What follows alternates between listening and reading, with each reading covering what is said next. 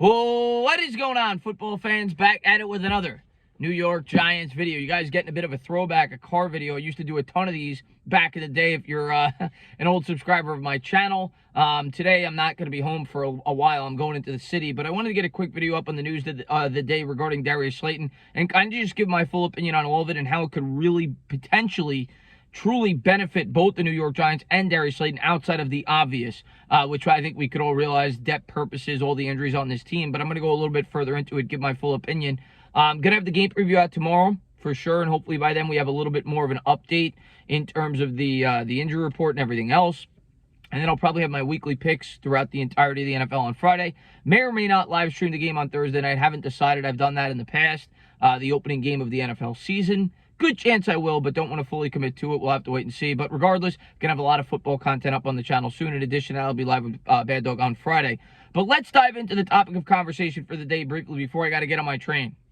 The New York Giants today were able to restructure, or I guess Darius Slayton was willing to take a pay cut to come back with the New York Giants. Of course, this has been widely speculated by a lot of people, myself included, that the New York Giants were probably either A, going to cut Darius Slayton, or B, going to trade Darius Slayton. Leading up until the final 53-man roster, there were reports that came out that teams around the league were at least asking the New York Giants what the cost would be to bring in Darius Slayton. My guess would be that Joe Schoen listened, didn't like what he heard, and said to himself, we're going to bring back Darius Slayton. We're going to try to get him to commit to a lower salary. By doing this, the New York Giants are going to save an additional $1.6 million on this year's cap, which should give them almost $7 million now in cap space going into the NFL season, which should allow them to make some moves from within season. Say we're competitive and we want to go out there and make a trade. Now we have some cap space to be able to do that. Or, of course, if the New York Giants inevitably have some injuries, which seems to happen every single year. Hopefully that will not be the case this year and we could stay healthy. In terms of the benefit, well, the obvious is the fact that we're really thin. Not thin in the sense of talent. I think we have a pretty talented wide receiver core, so talented that Darius Slayton is actually going to be our number 5 wide receiver. If you go back to Daniel Jones' rookie year, he was actually our number 2 wide receiver behind Golden Tate. Now he's 5th behind Shepard, Tony Robinson, and, of course, Kenny Golladay. But we're thin in the sense that we have a lot of injury-prone wide receivers. And Darius Slayton, up to this point in his career, has not been that. He say what you want about him, he's been able to stay on the football field. Kenny Golladay, injury history. Kadarius Toney, injury history, right? Same thing with Sterling Shepard. So Darius Slayton certainly provides very valuable depth, and I think most Giant fans would agree that he's an upgrade over a guy like David Sills, who probably would have been our wide receiver 5 had the New York Giants been able to cut him. And this is the best case scenario for the New York Giants, because now you got him back basically for the same price it would have been to cut him. Technically, you would have saved, I think, $2.6 million had you cut him, but you would have to replace him with a league min salary.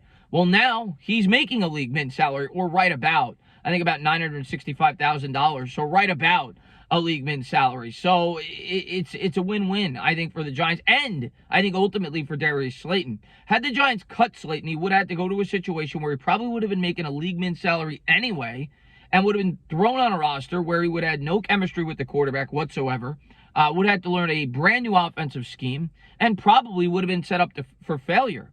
Slayton now, and I think the major reason why he takes this deal with the New York Giants, looks at it like, well, yeah, I'm going to make a league min salary anyway if I get cut by the Giants, but now at least I have a rapport with Daniel Jones. This is the same quarterback I caught 8 touchdowns from my rookie year.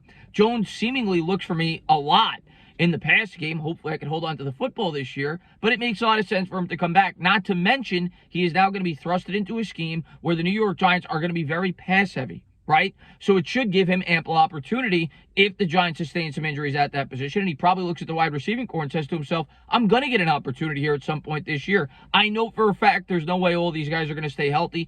And even if they do stay healthy, especially expect to see him out there in some capacity. Darius Slayton brings something to this wide receiving core that most of the other wide receivers on this team doesn't. He has the ability to stretch the field on the outside.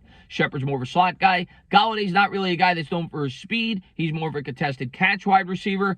Tony, I expect to play mainly over the middle of the field, but certainly could stretch the field as well on the outside. But Slayton brings that. He brings height, and he brings speed on the outside, something that the New York Giants could use. Even if he's not going to catch a lot of balls, it should open up the middle of the field for the other wide receivers because he poses a threat in terms of the vertical passing game. And maybe it will make him more efficient if we have guys that are running wide open over the middle of the field in this new scheme. We'll have to wait and see. In terms of the Giants' perspective, outside of all the obvious reasons why this is such a good move, look at the wide receiver market in the NFL right now. Look what Christian Kirk got. Look what a lot of these wide receivers got. They're getting damn near quarterback money, right? So let's just say Darius Slayton in a pass-heavy scheme becomes one of your top 2 or 3 wide receivers this year if you have a couple of injuries.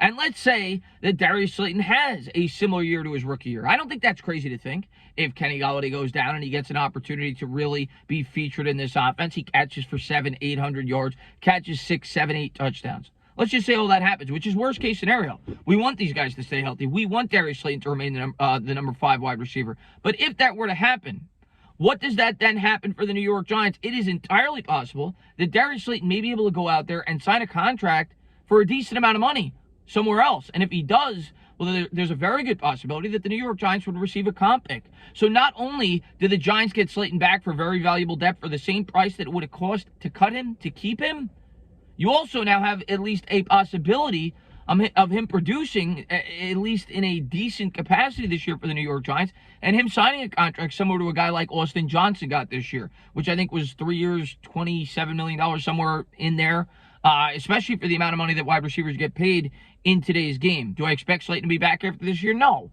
The Giants don't have a ton of cap space next year. We have some, but not a ton, and I expect the New York Giants to try to fill vacancies on their roster via the draft.